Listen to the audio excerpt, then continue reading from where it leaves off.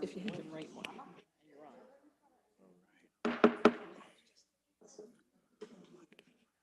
Good afternoon, everyone. It's 3:15. We'd like to start the Education and Economic Committee meeting and the public hearing to order. If everyone could please silence your cell phones, electronic devices, I would ask that you stand for a moment of silence and a pledge to the flag, please.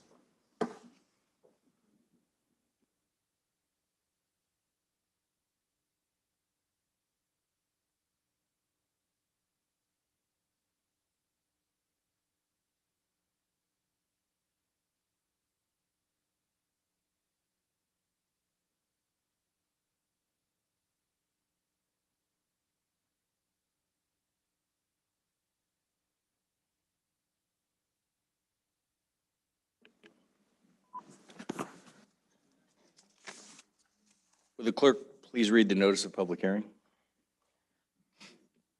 Notice of public hearing on tentative budget for Orange County Community College. Notice is hereby given that the Orange County Legislature will meet at the chambers of the Orange County Legislature in the Orange County Government Center, 255 Main Street, Goshen, New York, at 3:15 on the third day of August 2023, for the purpose of holding a public hearing on the tentative budget for Orange County Community College for the fiscal year beginning September 1st, 2023, and ending August 31st, 2024. Further notice is hereby given that copies of said tentative budget are available at the office of the clerk of said county legislature, 255 Main Street, second floor, in the Orange County Government Center, Goshen, New York, where they may be inspected or procured by any interested person during usual business hours, and on the Orange County website, www.orangecountygov.com. The notice was published in the July 26th issues of the Hudson Valley Press, the Warwick Valley Dispatch, and the Goshen Independent, the July 27th issues of the Times Community Newspapers, Walk-Hill Valley and Mid-Hudson Times, the July 28th issue of the News of the Highlands Cornwall Local. Thank you. I would like to now call on Dr. Christine Young, President of SUNY Orange, and Paul Martland, Vice President of Administration and Finance, to provide an overview of the proposed Orange County Community College budget. Welcome. Thank you, Chairman Newton. On behalf of the students of Orange County Community College, as well as its trustees and employees, it is my privilege as president to present our 2023-24 budget to the legislature and citizens of Orange County. Before Vice President for Administration and Finance, Paul Martland, gives a high-level overview of our financials, I wish to share a selection of successes the college produced over the past year or so. Thanks to the previous support of the Orange County Legislature, the college was well positioned to continue to execute on our 2020-2025 strategic plan. Past support allowed us to quickly commit $420,000 of a SUNY one-time grant toward expansion of the nursing program in Newburgh, which will allow us to add 24 nursing seats to each entering class for a total of 48 additional nursing students in the coming years, starting in spring, in fact. Our growing emphasis on workforce programs in Newburgh was bolstered by winning over $1 million in federal grants, which has enabled us to stand up and begin to operate Orange County Food Tech, our workforce solution for the food, beverage, and hospitality industry. This year, we formed exciting partnerships with both Legoland and Amazon, each an international company generously financially supporting their employees for their credit attendance at SUNY Orange. And within Orange County, we formed a strong articulation agreement with Mount St. Mary College, so our cybersecurity graduates could have guaranteed admission with junior standing and a $10,000 to $18,000 scholarship waiting for them upon their arrival. Overall, students are telling us that they like what they are experiencing at our college as it emerges from the pandemic. Our retention rate, the number of students who start one fall term and return the next fall to continue with their studies, was up 5% from the fall of 2021 to the fall of 2022. Our spring 2023 enrollment was up 5% relative to spring 2022. Our summer 2023 enrollment was up 19% relative to summer 2022. And our upcoming fall looks very strong indeed, with notably more applications than last year, and we are running ahead on enrollments as compared to the same time last year as well. We remain confident we will make our budget enrollment target of an increase of 5% over last year. The first day of class is upcoming on August 28th. It feels not surprising then that University HQ listed SUNY Orange as the 11th best associate degree school in all of New York, inclusive of the 156 schools in New York that offer associate degrees. Their rankings consider primarily affordability, academics, and graduate outcomes. Perhaps most importantly, all of this success is validated by our accreditor, the Middle States Commission on Higher Education. On June 22nd, Middle States made known to the world that SUNY Orange met each of Middle States' 7 accreditation standards. They were highly complimentary of the college and offered only collegial advice and accommodations. This does and did not include any requirements. That means actions that must be taken to come into compliance, or they did not offer any recommendations, actions that must be taken to continue to stay in compliance. This type of accreditation result is uncommon and is a high-level affirmation of both the quality and extraordinary things happening at SUNY Orange. As mentioned at the top, it is the County of Orange that is the support and fuel that empowers all of these successes. We thank you for your past support and look forward to your continued support into the future. Thank you. My pleasure to introduce Paul Martland. Thank you and good afternoon, everybody. I welcome the opportunity to briefly discuss our 23-24 budget.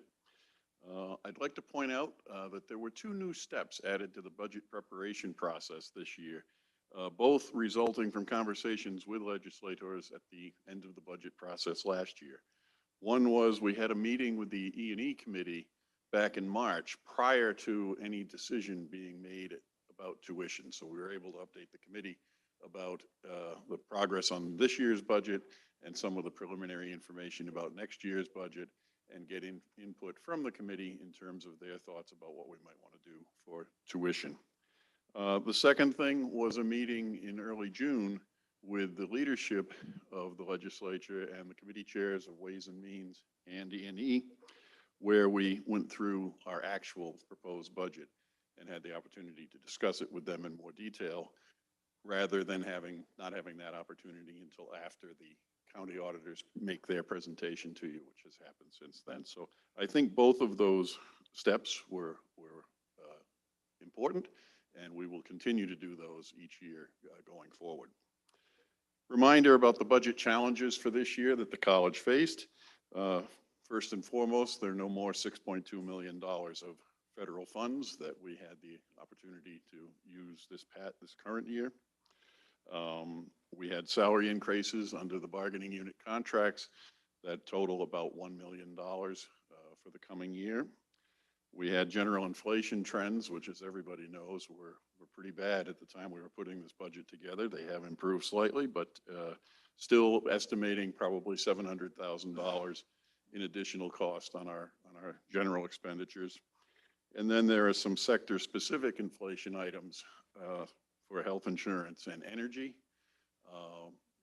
No one never knows where those 2 are going, but we made the best estimates we could, and we learned some from the county auditors in terms of how they estimate those 2 things. But we had to build in more in this budget. If you recall, at various times, I have made the comment that it takes all of the stakeholders to have an impact on this budget process. And this year, that's more true than ever. In order to come up with a balanced budget, all had to contribute. So in the highlights, the college trimmed $500,000 off of the non-personnel costs from our original budget plan that we started with back in January.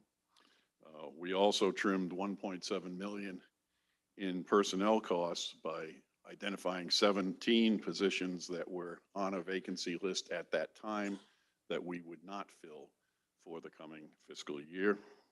We also built in an additional $1 million in savings that we would achieve through continued vacancy management as opportunities become available after the budget year has started.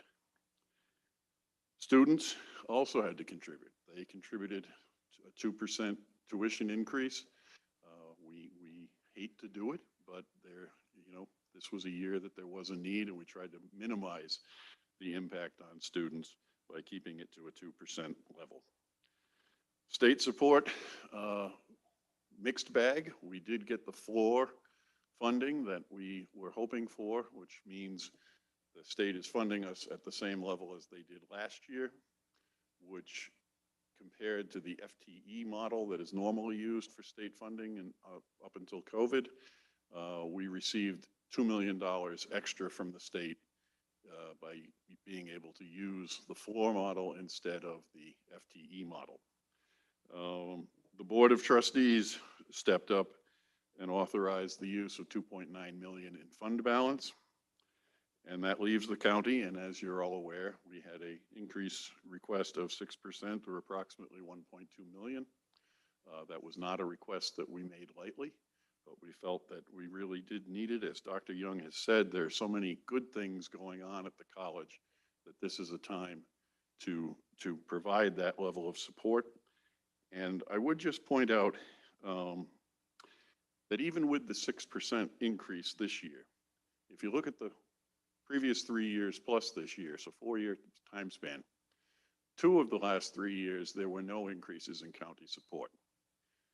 So even putting in the 6% this year, and comparing to those 4 years, if we had had 2% a year for those 4 years, an increase in county support, it would have cost the county $1.5 million more over the 4-year period than doing it the way it's been done. So we recognize that the 6% is more than we normally ask for, but in the big picture, I think it is actually acceptable and has demonstrated, the last 4 years have demonstrated the college's ability to manage our finances well. So again, we appreciate greatly the support that you all give us. I have said many times at this podium that I listen to my colleagues around the state, and many do not enjoy the support of their counties. And so we do, and we always will. Thank you very much.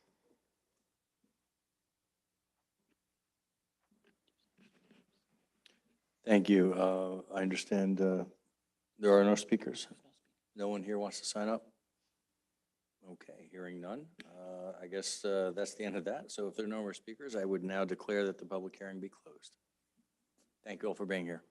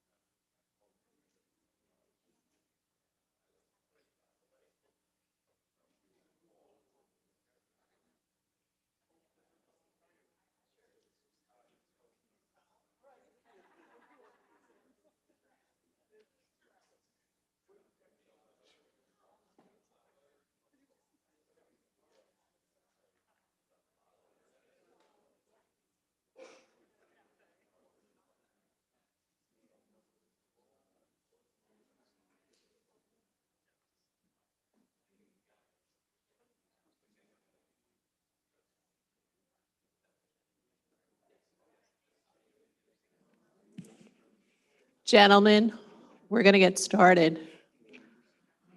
Legislator Benton, Legislator Anagnestakis.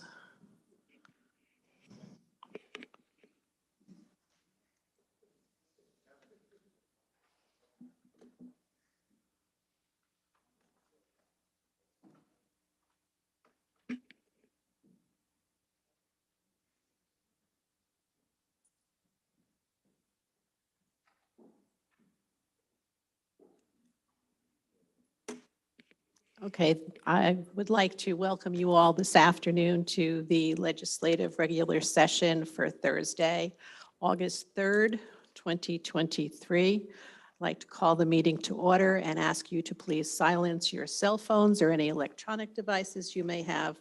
And I would ask that you join me in standing for a moment of silence and a pledge to our flag.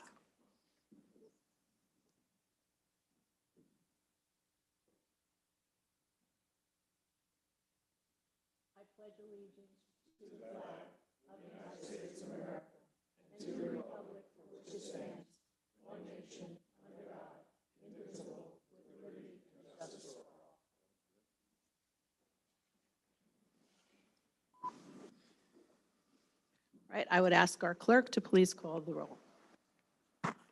Fagion? Here. Paduk? Here. Amo? Anagnestakis? Present. Benton? Brescia? Cheney? Ellers? Hines? Here. Luhan? Menuda? O'Donnell? Ramos? Riskevich? Sassy? Sierra? Stiganga? Sutherland? Tortel? Tui? Benelli? Present. 18 present, 3 absent. Thank you very much. And at this time, I would like to recognize Majority Leader Fagion. Thank you, Madam Chair. The legislature would like to recognize the following for the month of August. Tomorrow is U.S. Coast Guard Day. Happy birthday to the U.S. Coast Guard tomorrow. August 12th is International Youth Day. And in keeping with that, August 20th is National Senior Citizen Day. Thank you, Madam Chair. Thank you. Is there any public participation? Anybody signed up? Okay, having none, again, I would like to recognize Majority Leader Fagion. Thank you, Madam Chair. I request consent to be placed on the agenda, the resolution of County Legislature of the County of Orange extending an additional rate of taxes on sales and use of tangible personal property and of certain services on occupancy of hotel rooms and on amusement charges pursuant to Article 29 of the tax law of the state of New York. Second. Thank you. If there are no objections, the consent will be added to the agenda as agenda item A1. And we will get started with the agenda with A1. Majority Leader Fagion, resolution of County Legislature of the County of Orange extending an additional rate of taxes on sales and uses of tangible personal property and of certain services on occupancy of hotel rooms and on amusement charges pursuant to Article 29 of the tax law of the state of New York. Any questions or comments? Legislator O'Donnell. I assume we're under some type of time limit here that we're doing this by consent? That is correct. The governor had till actually yesterday to sign it. She did sign it a few days ago, so that's why we were ready to prepare it by consent. If we waited to put it through committee, we have to have it done by September 2nd, and our meeting's not going to be till the 6th or 7th. I'm not sure. And how much is the amusement tax? The amusement tax? Amusement. I think that's what Majority Leader Fagion said. Amusement charges, yeah. Oh, the hotel room and amusement charges. That I do not know. Do we have any? 0.75%. That's specifically for Legoland, I assume? I cannot speak to that. The resolution itself is for 0.75%. And that is taxes on sales and uses of tangible personal property and of certain services on occupancy of hotel rooms and on amusement charges. And it's just for 0.75% for both of those? Yes. Okay, thank you. Anything else? Okay, this is a roll call vote, so I would ask that the roll be called. Fagion? Yes. Paduk? Yes. Amo? Yes. Anagnestakis? Benton? Brescia? Cheney? Ellers? Hines? Luhan? Menuda? O'Donnell? Riskevich? Sassy? Stiganga? Sutherland? Tui? Benelli? 18 ayes. Okay, and we move on to number 1. Legislators Ramos, Lujan, Hines, and Cheney. Resolution adopting a budget for the Orange County Community College for fiscal year 2023 to 2024 and providing for the raising of taxes required by such budget pursuant to sections 6304 of the Education Law and Article 4 of the Orange County Charter. Second. All right, are there any questions or comments? Minority Leader Paduk. Thank you, Madam Chair. I won't be supporting this today. I sat on the meeting with the college regarding, with leadership and the college. There was some information that we had requested that we didn't really get until now or recently. And I have a concern about it. So I won't be supporting this budget today with the increase that they're requesting. Thank you. Thank you. Anyone else have any comments or questions? All right, then I would ask that the roll be called. Oh, I'm sorry, I didn't see you, Legislator Lujan. Thank you, Madam Chair. I just want to say, kind of echo kind of some of the comments I made at the E&E committee. I want to applaud the college on everything that they've done. Every single moment that we've asked them to cut their budget, every time we've asked them to help steer the ship, every time that we've had them work on different challenges, they've always come to us. We've always sat side by side and worked to try to find what we can do, and they've always done it. And for the first time, we're actually also seeing this college doing, like we're seeing positives. We're seeing students coming. We're seeing our full-time go forward. So, I'm fully in support of their budget, and I want to make sure that that's on the record that we want to applaud the work that they're doing. Thank you. Legislator Amo. Thank you, Madam Chair. I'm going to vote for it. However, in opposition, I think that the fact that we're putting so much more than the state of New York in needs to be on the record. By my calculation, we may be paying upwards of 15% more, 14% more than the state of New York. How committed are they to education, even though they want to say that in all their public comments? Thank you, but I will support it. Thank you for your comments. Anyone else? All right, then I would ask that the roll be called. Fagion? Yes. Paduk? No. Amo? Yes. Anagnestakis? Benton? No. Brescia? Cheney? Ellers? Hines? Yes. Lujan? Menuda? O'Donnell? Riskevich? Sassy? Stiganga? Sutherland? Tui? Benelli? Yes. 16 ayes, 2 noes. Number 2, please.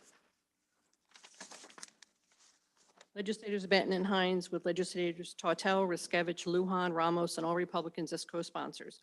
Resolution requesting federal and state governments to provide assistance to all individuals, businesses, and farmers impacted by the recent flooding and related destruction in several areas of Orange County who are otherwise without sufficient insurance coverage or other governmental assistance to mitigate their financial losses related to the flooding. Second. Questions or comments? Legislator Hines. Thank you, Madam Chair. I brought this to Ways and Means, even though it has nothing to do with Ways and Means, because it came up at the last minute in a conversation I had with the county executive and our emergency management commissioner, Mr. Casey. And I was expressing my frustration as to the lack of resources available to help the people that suffered in this storm. It was anywhere between 7.5 and 10 inches of rain that hit Highland Falls, Fort Montgomery, Cornwall, West Point. And we learned later that, at least I learned later, that it also affected the Black Dirt area in Orange County. So when we looked at the programs, the governor came to Highland Falls and said that she was creating a fund of $3 million to help the people. And then when we saw how it was set up, virtually no one could recover any funds from that $3 million.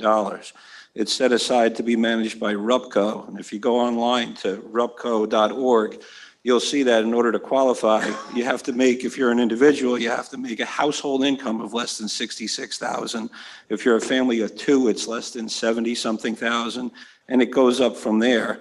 But when you look at the claims coming in, nobody qualifies because of the income parameters that were set. The other parameters where you have to live in the house and own it, in the Highland Falls area, many people that were affected are tenants, so they get nothing. The landlords get nothing because they don't live there. The businesses that were affected get nothing, and the farmers get nothing. So to date, and I checked with Deputy Commissioner Mack just yesterday, we've had 1,350 people call the Orange County 311 line to report that they had significant damage to their property. And when they looked at who could qualify, it was very small percentage of people that would make it. So this resolution is really calling on our state and federal partners, our state partners with respect to this piece, to say to the governor, please change your parameters and make it so that people can actually recover some of that $3 million. Personally, I'd prefer if she just sent the check down and let our emergency management people go through and help the people, because I think it would move the money a lot faster. And our emergency management people are doing a great job walking through the neighborhoods with FEMA and things of that nature, and I thank them for all that. The second part of this is the FEMA piece. And FEMA stepped in and said, yes, all the municipalities qualify for aid. Your roads and bridges and infrastructure will be covered because of the significant damage that we suffered. But the second part of it is the individual assistance part of FEMA, where we are currently told we don't qualify. We're still working on it. We're hoping to get there. We're not there yet. Again, I spoke to Deputy Commissioner Mack yesterday. We're not there yet. We're hoping to get there. So because we're not there, FEMA does nothing for individuals. And that I found extremely frustrating, because we had our 2 U.S. senators flying over top of us with helicopters, saying they were going to help, and they're not helping people. The governor, she came saying she's going to help, not helping anybody. So I'm urging all of our state and federal partners to please step up and help the people that suffered damage. The damage is significant. Most of the people don't have flood insurance because this flooded areas that had never been flooded before. And I saw it firsthand in my community. A car went right into the creek next to my favorite restaurant, the Canterbury Inn, which most of you know. And the people had to jump out of the car. The car went down all the way to middle school in Cornwall, about a mile down the creek, destroyed. And the 2 people in their 20s were clinging to a tree. That has only happened one other time in Cornwall during one of the hurricanes. So this is more significant than some of the hurricanes with respect to the damage. The businesses on Main Street had significant damage with flooding. They don't get nothing under this program. And again, they all came for their photo ops. The frustration is deliver the money. If you want to set aside $3 million, thank you. Send it to the people. If you want to set aside FEMA, come to town, tell us about it. Now deliver on those promises. Because the photo ops were just too much for me when you look at the people that got nothing. And these people are suffering today. So when you go through this whole process, how much money do you make? Where's your damage? By the time they go through this process, whatever they had is destroyed from mold or whatever else you have out there. So this is to encourage them to move the money and help out. This was a significant storm. And again, Orange County did a lot. Emergency management has been out there with FEMA, handing things out. A lot of the programs from Jewish Community Services, the Catholic Charities, the Red Cross, those organizations are doing a great job because they're actually helping people. So I urge all of you to support this, and I also urge you all to call the governor, call our state and federal officials, and ask them to get involved. Thank you. Thank you very much, Legislator Hines, and thank you for bringing it to our attention so that we could aid in us calling attention to this, quite frankly, really unfair type of misleading information. And I see the county executive is here, and I know that he worked very well with you as well in implementing it and for us to be able to get it on the agenda today. So thank you. Any other questions? I see a red light over there. Legislator O'Donnell. Thank you, Chairwoman. I agree with everything that Legislator Hines has said. We've been through a few of these massive casualties that affected our residents here. $3 million from the state is ridiculous. And the fact that we even have to fight to get that money sent down here is even more shameful. We have $230 million in our surplus, so maybe we can set aside $3 million and get this ball rolling, because they can't wait for the state to act. So maybe at the next Finance Committee meeting, we can start looking at maybe giving $3 million, which is a little more than 0.5%. I don't know. Paul, you're the mathematician over there. But when we have $230 million surplus, $3 million for almost a once-in-a-lifetime issue is something we should seriously consider. Thank you. Thank you, Legislator O'Donnell. Anything else? All right, so at this time, County Executive, please feel free to come to the mic. We always welcome you. It's good to see you.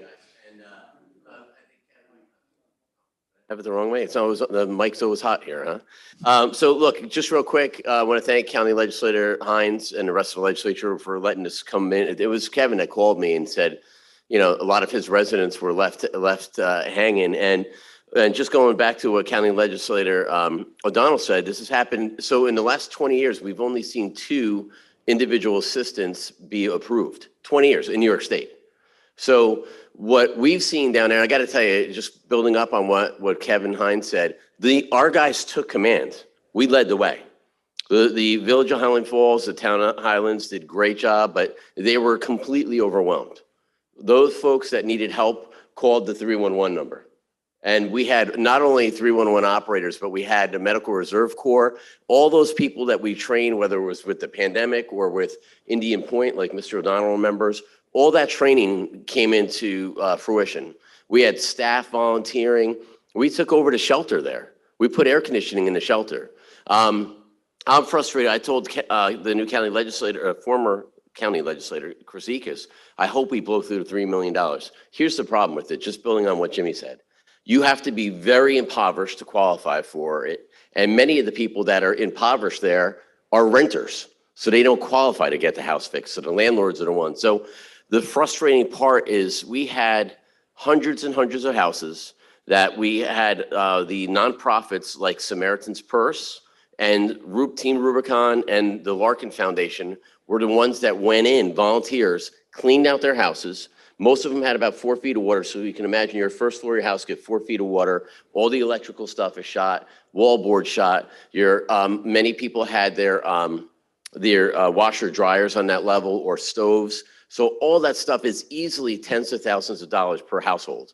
So we are hopeful that the IA may happen here because we're fighting for it. Like Kevin's saying, we got to put pressure on our federal officials to make sure that they come in with it, because we're going to get reimbursed. Like Mr. O'Donnell said, we have the money. We're okay. The county is financially strong.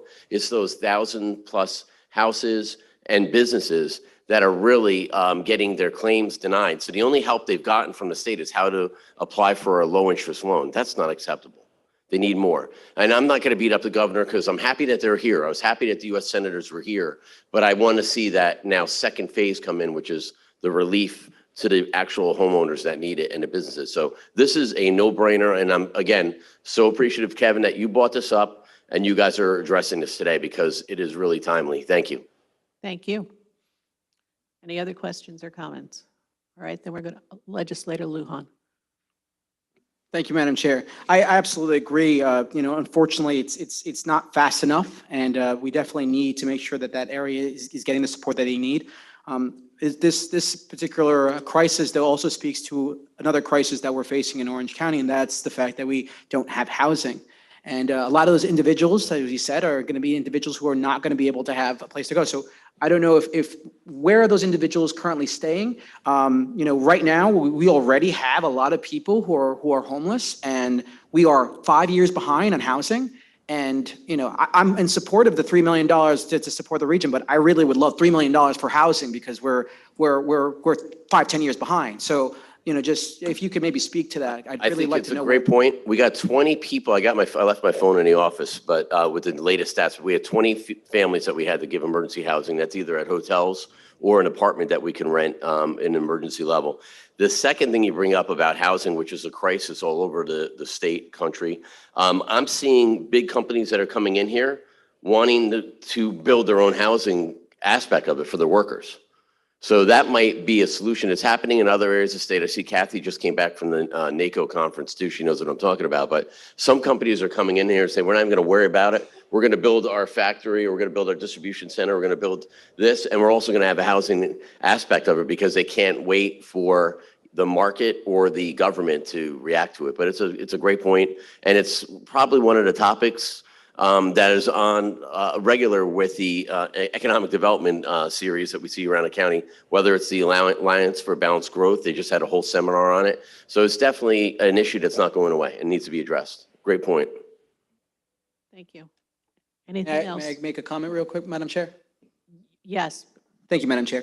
Again, I'm glad that you're saying that, because honestly, it is the crisis of our time, and every single moment that we have a crisis like this, it only makes that matter worse and more challenging. And the reality is that whether we're talking about accessory dwellings, whether we're talking about the number of people who are coming from New York City, this is a real crisis, and it's everybody's crisis. But the reality is, even those companies that are making housing, they're not making housing that's affordable for the individuals who are working in those factories, right? So you create warehouse jobs, but if those individuals can't afford to live in those neighborhoods, we've done nothing. So it's really come down to the county really being able to lead on housing. So I hope that the county executive will take an example of other counties that are also investing in housing directly. Thank you. Okay, so let's get back to the resolution before us. Thank you for your comments, though. Anything else? Okay, so having said, roll call, please. Fagion? Yes. Paduk? Yes. Amo? Anagnestakis? Benton? Brescia? Cheney? Ellers? Hines? Lujan? Menuda? O'Donnell? Ramos? Riskevich? Sassy? Stiganga? Sutherland? Tui? Benelli? 19 ayes. Thank you. Item number 3, please. Legislators Benton, Paduk, and O'Donnell, with Legislator Lujan as co-sponsor. Resolution authorizing the Department of Finance to create a new fund to account for county grant funding. Second.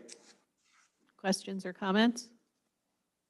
Yes, Minority Leader. Thank you, Madam Chair. I'd just like to compliment the Finance Department.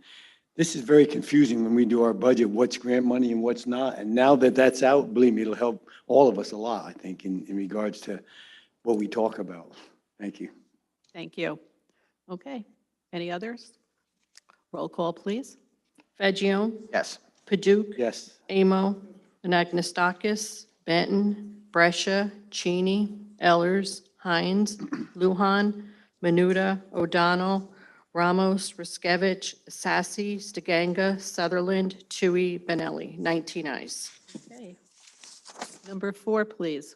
Legislators Benton, Anagnestakis, Fagion, with Legislator Lujan as co-sponsor. Resolution making a supplemental appropriation to the 2022 Orange County budget for various departments pursuant to Section 4.09 of the Orange County Charter. Second. Questions or comments? Seeing none, roll call, please. Fagion? Yes. Paduk? Yes. Amo? Anagnestakis? Benton? Brescia? Cheney? Ellers? Hines? Lujan? Menuda? O'Donnell? Ramos? Riskevich? Sassy? Stiganga? Sutherland? Tui? Benelli? 19 ayes. Okay, we move on to number 5. And since this is a bond resolution, it will require a 2/3 vote. Legislators Tartel, Tui, Benton, Brescia, and Cheney, with Legislator Lujan, Ramos, and all Republicans as co-sponsors. Bond resolution dated August 3rd, 2023. Bond resolution of the County of Orange, New York, authorizing the construction of Veterans Cemetery Columbarium project, stating the estimated maximum cost thereof is $150,000, appropriating said amount therefore, and authorizing the issuance of 150,000 bonds of the county to finance said appropriation. Second. Questions, comments? Legislator O'Donnell. Thank you, Chairwoman. I spoke about this at committee.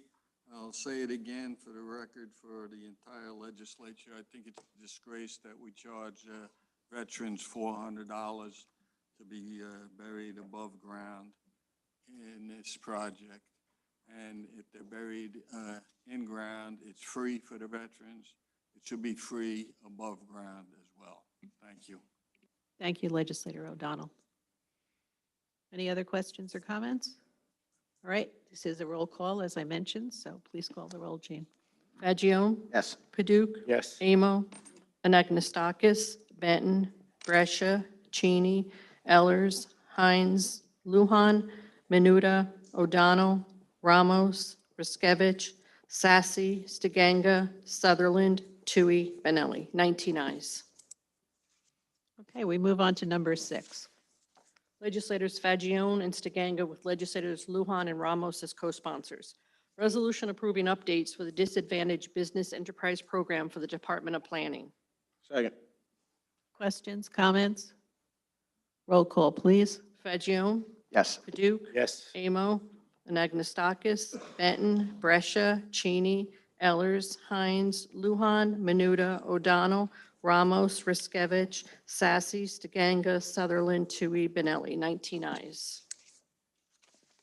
Number 7, please. Legislators Sutherland and Tautel with legislators Lujan and Ramos as co-sponsors. Resolution authorizing the county executive in conjunction with the Orange County Department of Health to appropriate second-year budget period funds from the New York State Department of Health for the Perinatal and Infant Community Health Collaboratives Program pursuant to Section 4.09 of the Orange County Charter. Second. Questions, comments? Hearing none, I would ask the roll to be called. Fagion? Yes. Paduk? Yes. Amo? Anagnestakis? Benton? Brescia? Cheney? Ellers? Hines? Lujan? Menuda? O'Donnell? Ramos? Riskevich? Sassy? Stiganga? Sutherland? Tui? Benelli. 19 ayes. We move on to number 8. Legislators Lujan, Benton, Ramos, and Sutherland, an act amending the appropriate Orange County employment schedules to create 2 criminal investigator positions and 1 assistant district attorney position at the Orange County District Attorney's Office pursuant to Section 2.02I of the Orange County Charter. Second. Questions, comments? Roll call, please. Fagion? Yes. Paduk? Yes. Amo? Anagnestakis? Benton? Brescia? Cheney? Ellers? Hines? Lujan? Menuda? O'Donnell? Ramos? Riskevich? Sassy? Stiganga? Sutherland? Tui? Benelli.